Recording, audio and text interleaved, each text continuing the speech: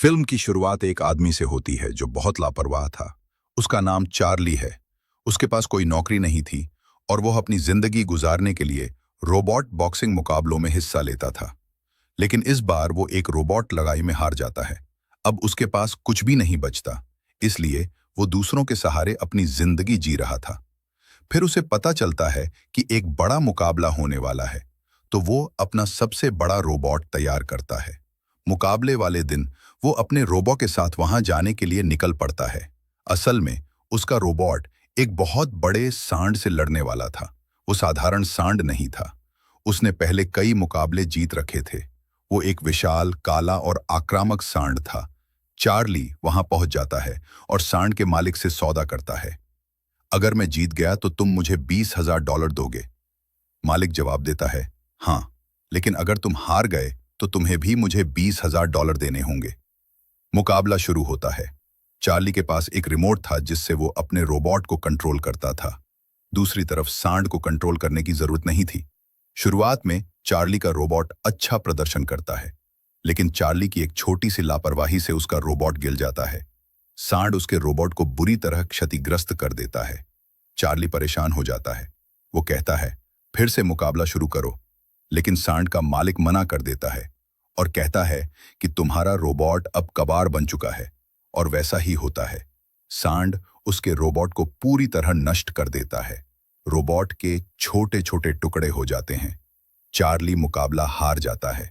अब उसे उस आदमी को $20,000 देने होते हैं, लेकिन उसके पास पैसे नहीं होते। वो वहां से भागने लगता है और एक जगह छिप जाता है। इसी दौरान दो आदमी आते हैं। वे उसे बताते हैं कि जिस औरत के साथ वो 10 साल पहले रहता था, उसकी मृत्यु हो चुकी है और अब तुम्हारा 10 साल का बेटा है। उसकी मां के जाने के बाद वो अकेला रह गया है। उसकी मौसी उसकी कस्टडी लेना चाहती है, लेकिन ये फैसला तुम्हारी अनुमति के बिना नहीं हो सकता। अब तुम बताओ, क्या तुम अपने बेटे की जिम्मेदारी लोगे? चार्ली वैसे ही वहां से भागना चाहता था, तो वो तुरंत कोर्ट पहुंच जाता है, जहां बच्चे की मौसी जज के सामने कहती है, मैं अमीर हूं, मैं इस बच्चे का अच्छे से पालन पोषण कर सकती हूं, जो भी इसे चाहिए मैं दूंगी। चार्ली को इससे फर्क नहीं पड़ता था कि उसका बेटा किसके पास जाए, क्योंकि उसने कभी उसे देखा भी नहीं था। लेकिन उसे एक योजना सूझती है।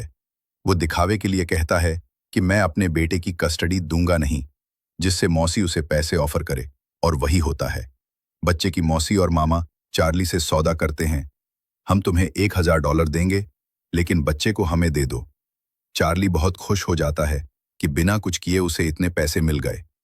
मौसी चार्ली से कहती है कि हमें 3 महीने के लिए बाहर जाना है, इसलिए इन 3 महीनों तक बच्चे को तुम अपने पास रखो, फिर हम इसे हमेशा के लिए ले लेंगे। चार्ली मान जाता है। फिर वो अपने बेटे और पैसे को लेकर एक आदमी के पास जाता है और उसे $50,000 देता है। एक शानदार रोबोट बना दो। वो आदमी कहता है, हो जाएगा।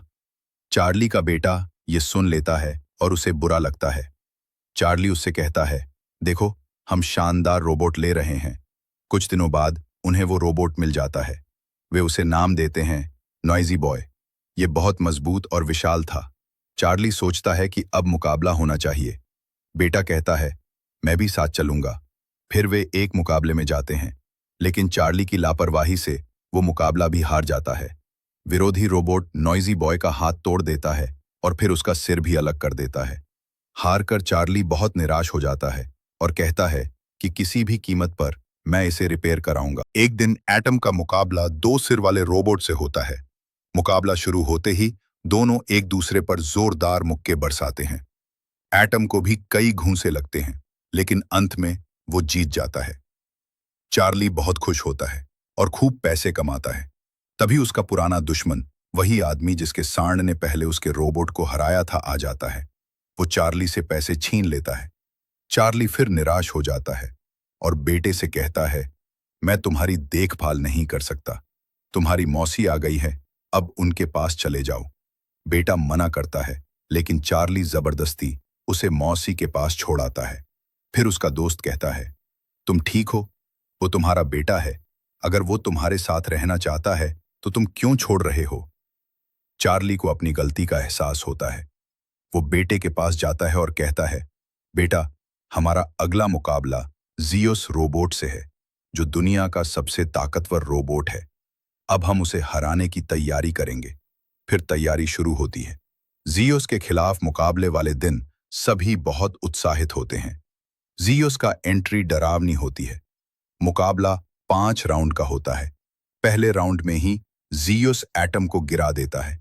बेटा चिल्लाता है, उठो एटम, और एटम उठकर जोरदार पंच मारता है। सब चौंक जाते हैं। जियोस बौखला जाता है और फिर से हमला करता है। पहला राउंड खत्म होता है। दूसरे और तीसरे राउंड में भी वही हाल रहता है। चौथे राउंड में जियोस एटम को कोने में ले जाकर बुरी तरह पीटता है।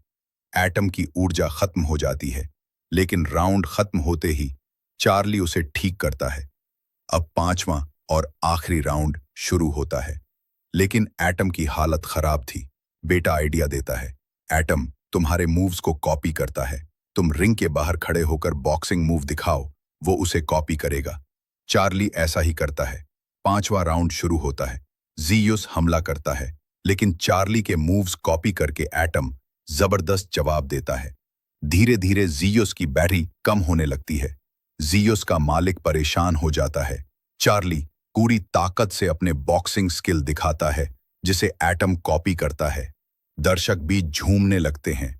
आखिरकार चार्ली के पंच से जियोस गिर जाता है। गिनती शुरू हो जाती है।